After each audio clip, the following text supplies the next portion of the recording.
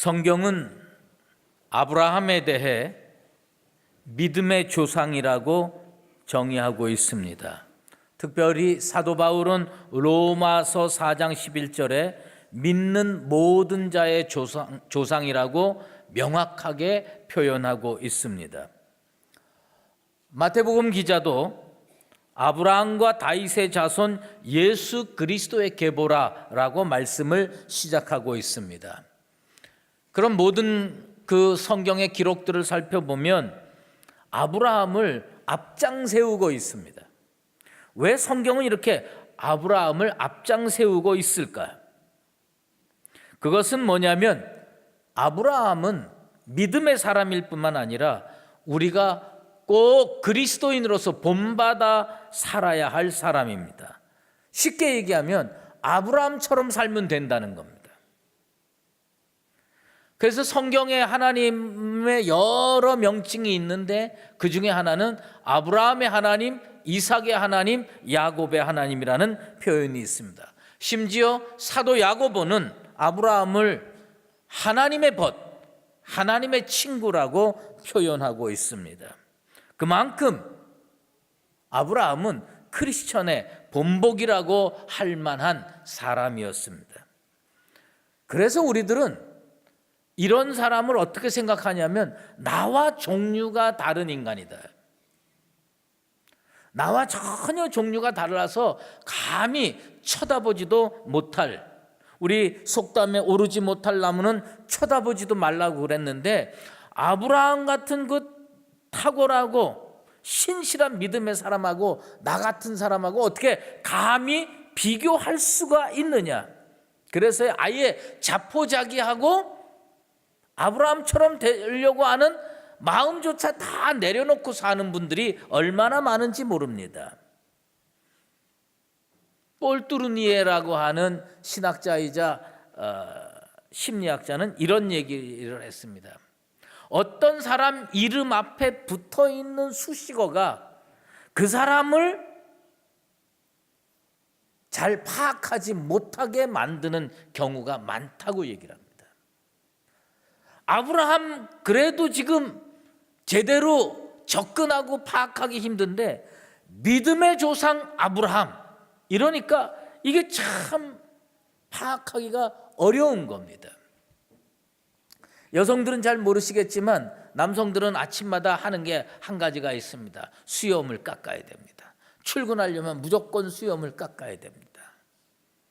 그런데 요새는 전기면도기가 있어서 그냥 대충 이렇게 깎고 나오지만 뭐 어떤 공식적인 자리에 나가거나 이렇게 했을 때 좀 깔끔하게 할 필요가 있으면 칼면도를 합니다. 이제 칼면도를 하면 뜨거운 물을 틀어놓고 칼면도를 하다 보면 그 거울에 수증기가 쫙 서립니다. 그러면 그 안 보인다고 그냥 하는 사람이 어디 있습니까? 손으로 그 수증기를 닦아가면서 면도를 해야 깔끔하게 되는 겁니다. 성경도 어떻게 봐야 되느냐 하면 그 선입견, 편견 이런 것들을 좀 벗겨내고 하나님이 우리가 보기를 원하는 그 모습 그대로 우리가 찾아낼 필요가 있습니다. 몇 년 전에 국무총리 하셨던 어떤 분하고 식사를 할 기회가 있었습니다. 제가 원래 이렇게 뭐 다른 사람 앞에서 좀 속된 표현 써서 죄송한데 쫄거나 뭐 이런 거 잘 안 합니다. 그런데 국무총리 한 분하고 둘이서 밥을 먹게 되니까 조금 쫄리더라고요. 그래가지고 둘이 앉아서 밥을 먹는데 이게 밥이 잘 목구멍으로 술술 넘어가지가 않는 거예요. 그래서 뭐 그냥 겨우 조심스럽게 먹고 있는데 어떤 사건이 그 식사 자리에서 딱 벌어졌는데 그 다음에 마음이 쫙 놓이면서 밥을 잘 먹게 됐습니다. 무슨 사건이냐면 이 국무총리 하셨던 분이요, 깍두기를 이렇게 집어다가 하다가 놓쳐가지고 탁 떨어뜨려서 와이셔츠에 김치 국물이 쫙 묻었습니다. 그때 제 마음이 얼마나 편했는지, 이 양반도 그냥 인간이구나. 그러니까 그 앞에 있던 국무총리라는 이 넷대루가 딱 떨어지면서 그 사람하고 맘 편하게 식사를 할 수 있게 됐습니다. 아브라함 그래도 지금 제대로 접근하기가 쉽지 않은데 믿음의 조상 아브라함, 우리보다 얼마나 믿음이 좋으면 이런 표현을 썼을까? 진짜 우리랑 유전인자가 다른 인생이 아닐까요? 사실 아브라함 그렇게 특별한 인생 아닙니다. 그 아브라함의 일생을 성경을 통해서 살펴보면 신앙적 갈등도 많이 경험하고요, 어떨 때는 인생길이 똑바로 걸어가는 게 아니라 우왕좌왕하고 갈팡질팡하고 약점과 결점이 참 많은 겁니다. 하나님이 왜 성경에 아브라함의 결점, 아브라함의 약점을 기록해 놓으셨을까요? 그것은 뭐냐면 오고 오는 많은 시대의 그리스도인들이 성경을 보면서 나하고 DNA가 다른 인간이니까 난 감히 쫓아가지 못해, 그리고 포기하지 말고 잘 보고 너도 할 수 있다, 너도 믿음의 조상처럼 믿음 생활 잘 할 수 있다. 우리는 성경을 통해서 어떤 사람을 발견해야 되느냐면 포장되어 있는 아브라함, 채색되어 있는 아브라함이 아니고 하나님이 우리가 발견하기를 원하는 실수 많고 약점투성이지만 그래도 믿음의 길을 잘 걸었던 그 아브라함을 하나님은 우리가 발견하기를 원하는 겁니다. 그런데 아브라함이 잘했던 것이 한 가지가 있어요. 그것은 뭐냐면 신앙의 중심은 바르게 서 있다는 겁니다. 신앙의 중심 바르게 서 있으니까 이게 겉으로 보면 진짜 똑바로 서 있는 것처럼 보이는 겁니다. 여러분 팽이 돌려보셨죠? 팽이를요, 이 팽이 그 중심축을 똑바로 잘 해놓고 팽이를 돌리면 움직이지도 않고 다 견고하게 서 있습니다. 이게 언제 넘어지냐? 힘이 떨어지고 그러면 갈팡질팡 우왕좌왕하다가 꽈당 넘어지는 겁니다. 우리가 왜 세상살이 하면서 신앙적으로 흔들리고 갈팡질팡하느냐? 신앙의 중심축이 잘못되어 있거든요. 오늘 이 시간 우리 강북제일교회 성도들은 아브라함이 믿음의 조상이 된 것처럼 어쨌든 신앙의 중심축은 바르게 설정하고 믿음으로 잘 가서 세상 사람들이 우리를 볼 때는 똑바로 잘 서 있는 것처럼 느껴지고 깨달을 수 있는 그런 사람으로 살게 되기를 주의 이름으로 축원합니다. 그런데 이 모든 믿음의 사건은 어디로부터 출발하느냐? 말씀으로부터 출발합니다. 오늘 1절 말씀에도 나오고 4절 말씀에도 나오지만 여호와께서 아브라함에게 이르시되, 모든 기회는 어디로부터 출발하느냐? 하나님의 말씀으로부터 출발합니다. 우리 하나님께서 온 세상을 말씀으로 창조하셨듯이 믿음의 사람 아브라함도 자기가 난 믿음의 사람으로 살 거야 결심하기 이전에 누가 먼저 찾아왔느냐? 하나님이 먼저 찾아와서 그에게 말씀해 주셨다는 겁니다. 믿음은 진공 상태에서 일어나는 어떤 마술적인 행위가 아닙니다. 하나님이 부르시지 않으면 누구도 믿음의 사람이 될 수가 없습니다. 오늘 이 강북제일교회에 나온 모든 성도들은 앞으로 믿음의 사람이 될 줄로 믿습니다. 여러분은 하나님이 부르신 거예요. 하나님이 불어서 여기에 나온 겁니다. 하나님께서 아브라함에게 말씀하시니 아브라함은 믿음으로 그걸 반응한 겁니다. 이 과정이 우리 속에 있어야 되는 거예요. 믿음은요, 아브라함으로부터 시작된 게 아닙니다. 믿음은 하나님께서 아브라함을 찾아가서 말씀하시는 하나님으로부터 출발된 겁니다. 내가 예수 믿고 살지만 하나님께서 어떤 사람을 통해서 내게 복음을 증거했습니다.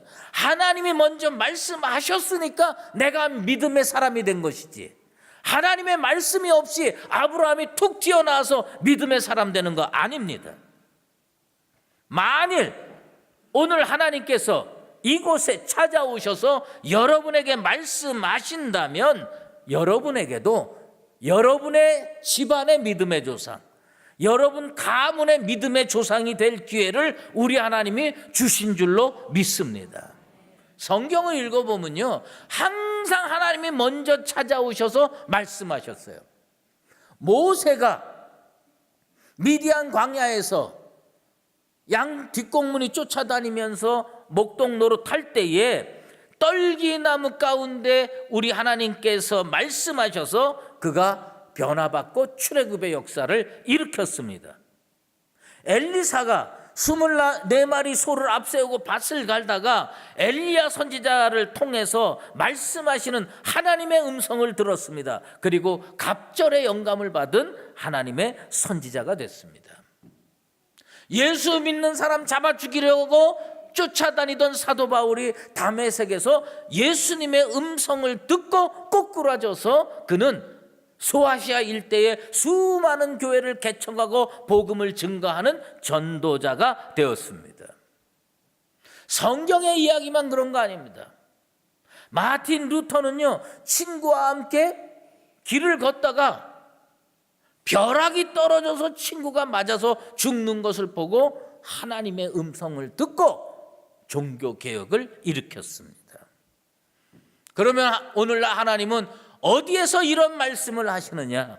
하나님께서 다양한 방법으로 말씀하시지만 가장 정확한 하나님의 말씀은 놀랍게도 하나님의 교회의 강단에서 울려 퍼지는 줄로 믿습니다.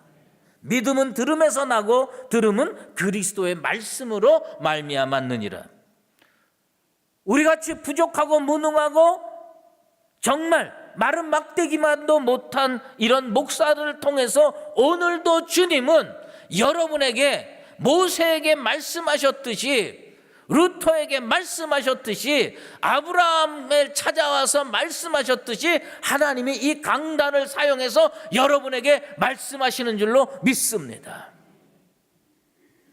그런데 이 말씀의 사건이 조금 일찍 일어났으면 얼마나 좋았겠습니까? 오늘 4절 말씀에 보면 아브라함이 하란을 떠날 때에 그 나이 75세였더라요. 하나님이 좀 일찍 찾아오셔서 30대에 찾아오시고 40대에 찾아오셨으면 얼마나 좋았겠어요. 75세 노인을 찾아와서 내가 지시할 땅으로 가라 명령하시는 겁니다. 사실 이 정도 나이 되면 어디 이사 가고 뭐 새로운 사명 붙들고 힘차게 나갈 나이라기보다는 인생을 좀 정리하면서 조용히 지낼 나이죠. 그래서 만약에 하나님이 오늘 이 시간에 여기 보면 75세 이상이 무척 많습니다.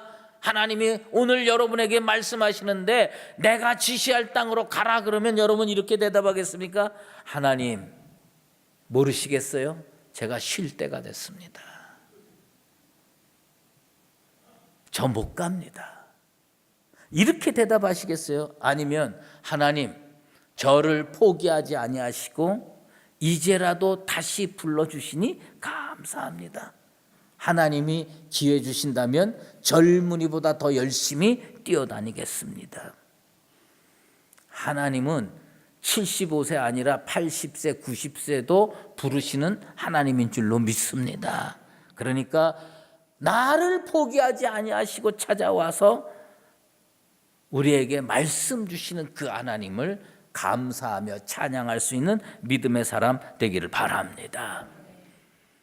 제 나이가 10년만 젊었어도, 제 나이가 그저 한 20년만 젊었어도 얼마나 좋겠습니까? 이거 다 축복받지 못할 사람들의 넋두리예요. 패배자의 넋두리입니다. 항상 성경을 보면 은혜 받고 축복받고 형통한 사람들은 그 나이가 몇 살이든지 하나님이 찾아오시면 아멘으로 응답하고 순종해서 복받은 줄로 믿습니다. 꽤 오래전의 일입니다. 그 10년 넘은 것 같아요. 제가 노회에 갔었는데 그 노회 석상에서 그해 은퇴하시는 그 어떤 목사님이 나와서 마지막 후배 목회자들에게 인사를 하는 시간이 있었어요.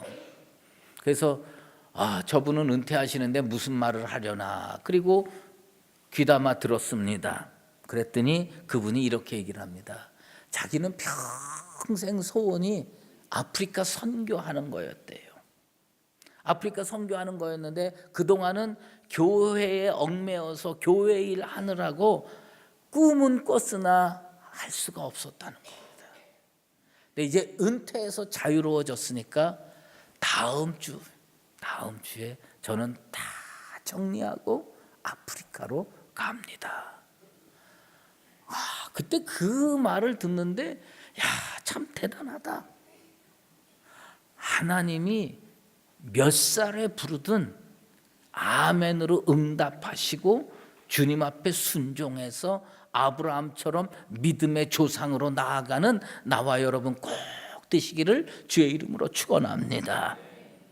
그런데 오늘 이 창세기 12장 1절에서 4절 말씀은 어떤 말씀과 함께 읽어야 되느냐면 사도행전 7장 2절에서 4절 말씀과 같이 읽어야 이 말씀을 명확하게 이해할 수가 있어요. 무슨 얘기냐? 우리는 하나님이 아브라함을 75세 때 딱 한 번 불렀다고 생각하지만 스데반이 돌 맞아 죽기 직전에 한 설교에 보면 이런 말씀이 나옵니다. 아브라함이 하란에 있기 전 메소포타미아에 있을 때에 영광의 하나님이 그에게 보여 이르시되, 무슨 얘기냐? 하나님이 이 하란에서 75세 때 하나님 말씀하시기 이전에 하나님이 한 번 더 찾아와서 그 이전에 찾아와서 말씀하셨다는 겁니다. 어디? 메소포타미아에 있을 때, 뭐예요? 갈대아 우르에 있을 때 하나님이 찾아오셨다는 겁니다. 영광의 하나님이 그에게 보였어요. 하나님은 어떻게 보이는 줄 알아요? 말씀을 통해서 보입니다. 그래서 75세 이전에 메소포타미아에 있을 때 하나님이 불러서, 그러니까 아브라함하고 데라하고 그 갈대아 우르에서 잘 살았는데요, 이 부자가요 참 어려운 관계입니다. 부자 관계인데, 데라와 아브라함이 부자 관계인데 데라는 우상을 섬겼고요, 아브라함은 하나님을 섬겼습니다. 그러니까 같이 가는 겁니다. 아버지 가야 됩니다. 아버지, 하나님 음성이 들려서 하나님 말씀했으니까 가야 된다고 보따리 싸들고 갈대아 우르에서 어디까지 갔느냐? 하란까지 갔습니다. 하란까지 갔는데 거기서 더 이상 전진하지 못하고, 아마도 데라가 난 더 이상 못 가, 나 여기까지 왔는데 더 이상 못 간다. 데라라고 하는 이 아버지의 이름의 뜻이 뭐냐면 지체하다라는 뜻입니다. 결국 이 데라가 죽어서 장사 지낼 때까지 아브라함은 꼼짝 못하고 거기에 있었습니다. 하나님이 메소포타미아에서 내가 지시할 땅으로 가라고 분명히 말씀해 주셔서 보따리 싸들고 갔는데 한 번의 목적지까지 가지 않고 중간에 하란에서 멈췄습니다. 멈춰서 몇 년 있었느냐? 전승에 의하면 15년 머물러 있었습니다. 15년 머물러 있다가 75세 돼가지고 데라가 죽고 장사 지내니까 하나님이 하란에 다시 나타나서 아브라함에게 말씀합니다. 그리고 가자, 떠나라, 내가 지시할 땅으로 가라, 하나님 명령하시는 겁니다. 여호수아는 이렇게 얘기합니다. 데라가 강 저쪽에 거주하여 다른 신을 섬겼으나 내가 너희의 조상 아브라함을 강 저쪽에서 이끌어내어, 여호수아 24장 2절과 3절 말씀에 나오는 겁니다. 하나님이요 이 사람 구원하기 위해서 거기서 이끌어냈습니다. 우리가 하나님 믿는 거는 하나님께서 언젠가 우리를 강 저쪽에서 이끌어내서 강 이쪽으로 옮겨 놓으신 줄로 믿습니다. 이 과정에서 누가 힘들었을까요? 우리는요 다 자기가 힘들다고 생각해요. 내가 힘들고 내가 어렵고 내가 고생하고 다 이렇게 생각합니다. 과정에서 아브라함이 얼마나 힘들었겠습니까? 말 안 듣는 아버지 끌고 가란까지 갔는데 끔찍하지 않고 거기서 15년 동안. 그런데 아브라함만 힘든 거 아닙니다. 하나님이요 사랑으로 인내해 주셨습니다. 15년을 인내해 주셨습니다. 만약에 하나님이 아니 내가 나타나서 갈대아 우르에서 떠나라 그러면 바로 이삿짐 싸들고 가나안까지 가지 왜 하란에서 머무느냐? 저 인간은 싹수가 노랗다고 하나님이 포기하셨으면 아브라함은 믿음의 조상 될 수가 없었습니다. 그런데 오래 참으시는 하나님, 인내하시는 하나님이 그 지체하는 아브라함을 참고 있다가 15년 후에 다시 나타나셔서 아브라함에게 말씀하는 겁니다. 내가 지시할 땅으로 가라. 오늘 우리의 믿음의 발걸음을 가로막는 것이 뭡니까? 아브라함은 아버지였습니다. 어쩌면 직장이 여러분을 가로막을 수가 있습니다. 남편이나 자식이 가로막을 수가 있습니다. 믿음의 동료들이 가로막을 수가 있습니다. 우유부단한 자신의 성격이 가로막을 수가 있습니다. 그러나 한 가지 복음적인 은총이 뭔지 아십니까?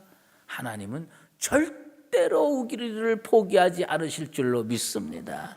하나님이 아브라함을 포기하지 아니하시고 하란에서 15년 동안 지체했던 아브라함을 다시 찾아오셔서 내가 지시할 땅으로 가라 두 번째 말씀해 주셨던 것처럼 우리에게도 또 한 번의 기회를 주시게 될 줄로 믿습니다.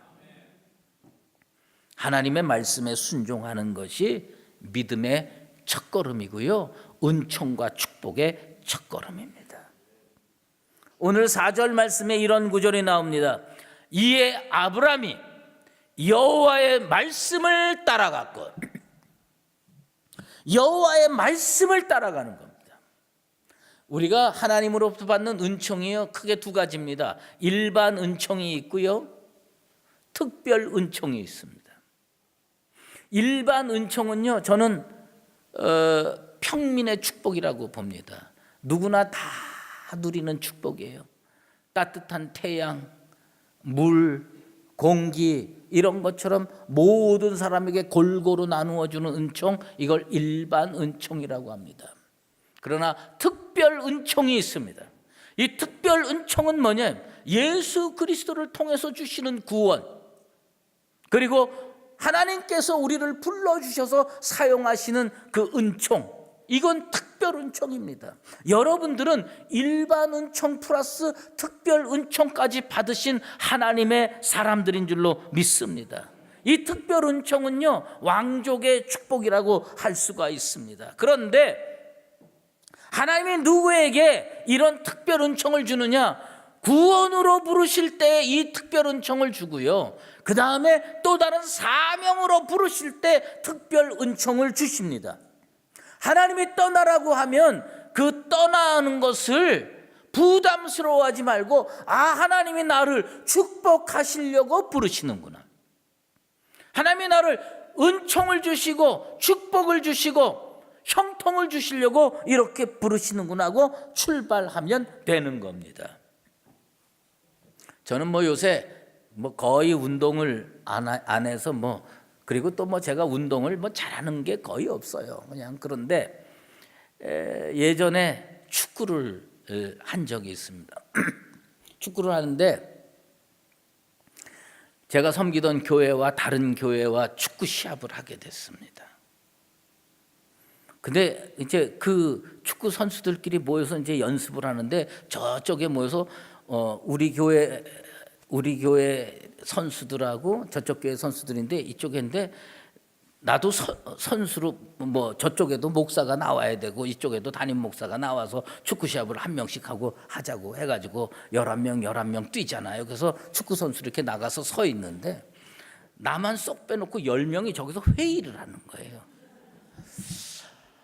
그거 참 마음이 좀 섭섭하더라고요. 그럼 왜 나를 빼놓고 회의를 안 하고 같이 회의를 하지? 그런데 10명 했는데 내가 나중에 알고 보니까 뭐냐면 어떻게든 목사님이 골을 하나 넣도록 해드리자. 아마 그런 회의를 했던 것 같아요. 그래가지고 그 우리 교회에서 축구 제일 잘하는 어떤 집사님이 절 찾아와가지고 목사님 이제 하프라인이 있는데 이렇게 서 계시다가 저희들이 볼 잡고 출발 그러면요 목사님 그냥 불문곡직하고 골대 있는 쪽으로 쫙 뛰어가면 됩니다. 그러면 이 오른쪽 윙이나 왼쪽 윙이 볼을 막 몰고 가다가 목사님 쪽으로 볼을 탁 하고 올려줄 겁니다. 그러면 발이 닿으면 발로 하고 머리가 닿으면 머리로 해서 그래 한 골이라도 넣으십시오. 그러면서 뭐라고 그러냐면 자기네들이 볼을 푹 몰고 갈 때 10m에서 15m 떨어진 곳으로 중앙으로 해서 조금 너무 빨리 가면 안 된다는 거예요. 그 속도를 가서 쭉 이렇게 가는 겁니다. 쭉 이렇게 가서 저쪽에서 탁 띄워주면 하는 거예요. 그래가지고요 그 한 게임 뛸 동안에 하프라인에서 상대방 골까지 몇 번 들어갔다 나온 줄 아십니까? 제가 한 40번 넘게, 어떤 사람이 나한테 얘기했어요. 42번 들랑달랑 했다고. 근데 하여튼 40번 넘게 내가 출발 그러면 뛰는 거예요. 그런데 이 선수가 몰고 가다가 뺏기면 도로 나와야 돼. 그러다가 어쩌다가 이 선수가 탁 뛰어지면요 발을 대려고 그러는데 볼이 너무 빠르게 와서 놓치면 우리 다른 선수들이 또 뭐 어떻게 처리하고 그러는 거예요. 아무튼 저는 어떻게 뛰어들어갔느냐, 공중을 향해서 이 사람들이 사인이 그거니까 출발 그러면 무조건 출발하는 거예요. 그래가지고 내 발에 몇 번 닿느냐면 4번인가 닿았어요. 40몇 번 들랑달랑 하는데 4번 닿는데 놀라운 건 한 골을 넣었다는 겁니다. 예? 한 골을 넣었다는 거예요. 여러분 발 4번 닿아가지고 한 골 넣은 거는요 확률 25%예요. 손흥민도 그렇게 못하더라고. 근데 어쨌든 그렇게 해가지고 한 골 넣었어요. 근데 제가 왜 이 말씀을 드리냐면 우리 선수들이 볼을 잡고 출발하는데 힘들어도 그게 좋더라고. 이거 뛰어들어가면 골 넣을 수가 있다는 거예요. 하나님이 떠나라 그러면 떠나는 겁니다. 그리스도인은 다른 거 하는 게 아니에요. 하나님이 떠나라 그러면 떠나야 돼요. 떠나는 사람이 복 받습니다. 떠나는 사람이 응답 받습니다. 하란에서 가나안까지 몇 킬로냐? 480킬로입니다. 480킬로 하나님 떠나라 그러니까 수레에다가 짐 싣고 가족 데리고 도적대라든지 뭐 이런 많은 사람들을 피해가면서 얼마나 힘든 여정이었겠습니까? 그런데 성경의 5절에 보면 이런 겁니다. 요약하면 이런 거예요. 가나안 땅으로 가려고 떠나서 마침내 가나안 땅에 들어갔더라. 하나님이 떠나라고 할 때 떠나는 사람은 어떤 단어가 자기 인생의 단어가 되는 줄 아십니까? 마침내. 마침내 적과 끓이 흐르는 은총의 땅, 적과 끓이 흐르는 축복의 땅에 들어가는 겁니다. 누가 그걸 축복을 얻습니까?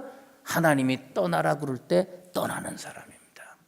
아브라함이 왜 믿음의 조상이 됐느냐? 실수 안 해서요? 아닙니다. 흔들리지 않아서요? 아닙니다. 그가 믿음의 조상이 됐던 것은 딱 한 가지입니다. 하나님이 떠나라고 할 때 떠났기 때문입니다. 여러분의 인생 용어는 뭡니까? 떠나라고 하는데 전 못 갑니다. 그게 여러분의 인생의 용어입니까? 아니요. 우리는 어떤 인생, 마침내 들어갔더라. 따라해 보십시다. 마침내 들어갔더라. 할렐루야. 우리는요 마침내 들어갔더라라는 이 축복의 말씀이 나의 말씀이 되기 위해서 하나님이 떠나라 그러면 떠나야 되는 겁니다. 히브리서 기자는요 그 당시에 아브라함이 느꼈을 마음의 갈등, 인생의 갈팡질팡 흔들리는 그것을 뭐라고 표현했느냐면 히브리서 11장 8절에 갈 바를 알지 못하고라고 표현하고 있습니다. 이런 측면에서 성경 속에 있는 인생을 세 가지로 나눠볼 수가 있습니다.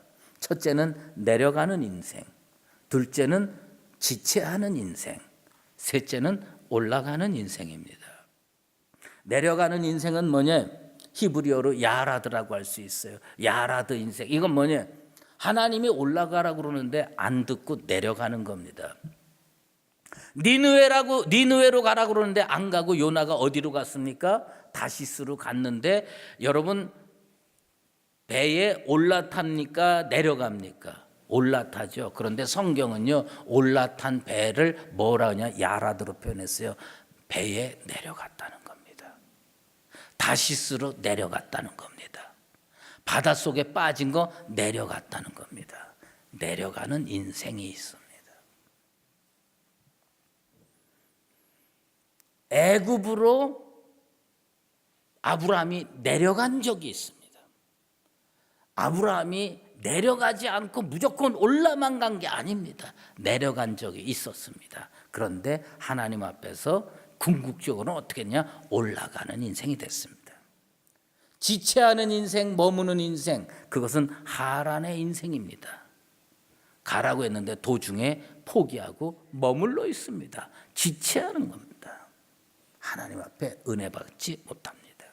어떤 사람이 하나님 앞에 복 받고 은혜 받습니까? 올라가는 인생입니다. 주의 말씀이라면 순종하고 떠나는 거. 성경은 이 떠남을 뭐로 표현하냐? 아라라고 표현합니다. 이 아라의 원뜻이 뭐냐? 올라간다는 겁니다. 난 우리 강북제일교회 성도들이 야라드의 인생 되지 않기를 바랍니다. 하란의 인생 되지 않기를 바랍니다. 아라의 인생, 주님의 말씀에 순종해서 떠나서 올라가는 인생이 돼서 마침내 들어갔더라. 축복을 받는 복된 역사가 이루어지게 되기를 예수 그리스도의 이름으로 축원합니다. 기도하겠습니다. 하나님, 20세에 말씀하시든지 5, 60대 중년에 말씀하시든지 7, 80, 90세에 노년에 말씀하시든지 하나님께서 떠나라고 명령하시면 아브라함처럼 순종해서 마침내 축복과 은혜의 땅으로 들어가는 강북제일교회 모든 믿음의 권속들 되게 하여 주시옵소서. 신앙의 중심이 바로 서 있어야 순종하게 될 줄로 믿습니다. 아브라함처럼 신앙의 중심을 바로 세우고 하나님이 떠나라고 할 때 떠나서 마침내 가나안 땅으로 들어가는 복된 역사를 체험하고 간증하는 우리 강북제일교회 모든 믿음의 권속들 되게 도와 주시옵소서. 예수 그리스도의 이름으로 기도드리옵나이다. 아멘. 이제는 우리 주 예수 그리스도의 은혜와 하나님 아버지의 극진하신 사랑하심과 성령의 인도하시고 교통하심이 주께서 나이가 어찌 되든지 찾아오셔서 말씀으로 떠나라고 할 때 아브라함처럼 순종하여 마침내 하나님께서 가라 하는 그곳에 들어가는 축복의 역사를 체험하며 살기로 작정하는 강북제일교회 모든 믿음의 권속들과 주의 몸된 교회 위에 이제로 영원히 함께 계시옵기를 간절히 축원하옵나이다. 아멘.